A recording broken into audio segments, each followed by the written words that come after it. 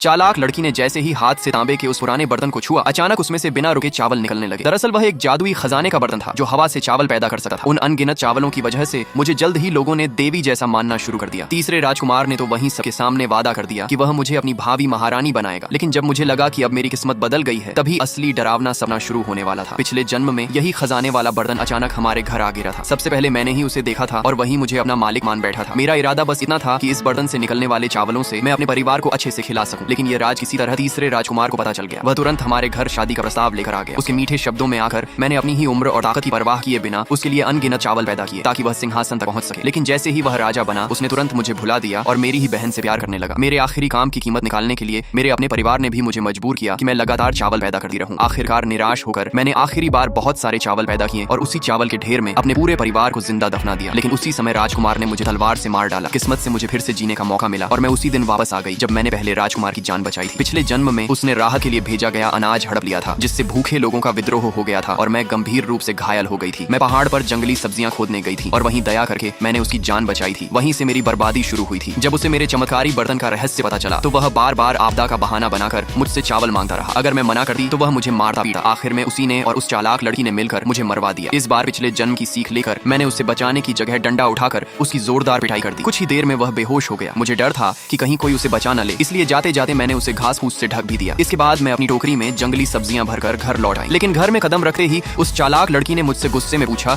कि मैंने राजकुमार को क्यों नहीं बचाया। तभी मुझे समझ आ गया कि उसे भी पिछले जन्म की बातें याद हैं। मेरे कुछ कहने से पहले ही वह भागकर बाहर चली गई। जैसा मुझे अंदाजा था, थोड़ी ही देर में वह सचमुच राजकुमार को बचाकर घर ले आई। उसे जिंदा रखने के लिए घर का आखिरी चावल भी खर्च कर दिया गया। मेरे माता पिता थोड़े हिचक रहे थे, लेकिन उसने भरोसा दिलाया कि आज की रात के बाद हमारे घर में चावल कभी खत्म नहीं होंगे। उसकी देखभाल से राजकुमार जल्दी ही होश में आ गया और उसी रात उसके सैनिक उसे लेने आ गए। जाते जाते उसने वादा किया कि 7 दिन बाद वह लौटकर उसका एहसान जरूर चुकाएगा। जैसे ही वह गया, हमारे घर के आंगन में सुनहरी रोशनी उतरी और जमीन पर वही जादुई बर्तन दिखाई दिया। पिछले जन्म की तरह इस बार वह मौका किसी और को नहीं देना चाहती थी। अपने माता पिता को यकीन दिलाने के लिए उसने उंगली काटकर खून से बर्तन को जगाया और जैसे ही उसने उसे छुआ, उसमें से चावल की धारा निकलने लगी। लालची माता पिता खुशी से झूम उठे और हजारों किलो चावल जमा कर ली। लेकिन उसी समय उसे अजीब महसूस होने लगा। सिर में खुजली हुई और जब उसने बालों में हाथ डाला तो मुट्ठी भर बाल गिर पड़े। उसे तब नहीं पता था कि इस जादुई बर्तन से चावल पैदा करने के लिए मालिक की जान और ताकत खर्च होती है। जल्द ही उसे अपनी लालच की भारी कीमत चुकानी पड़ने वाली थी। 7 दिन बाद जब राजकुमार लौटने वाला था, उसने पूरे शहर के भूखे लोगों को इकट्ठा किया और सबके सामने चमत्कार दिखाया। लोग उसे देवी मानकर उसकी जय जयकार करने लगे। राजकुमार भी यह देखकर दंग रह गया। 3 साल से भयानक अकाल पड़ा था और राजा के पास राहत का अनाज नहीं था। अगर वह इस चमत्कारी लड़की को अपने साथ रख ले तो सिंहासन तक पहुंचना आसान हो सकता था। वह तुरंत उसके सामने घुटनों के बल बैठ गया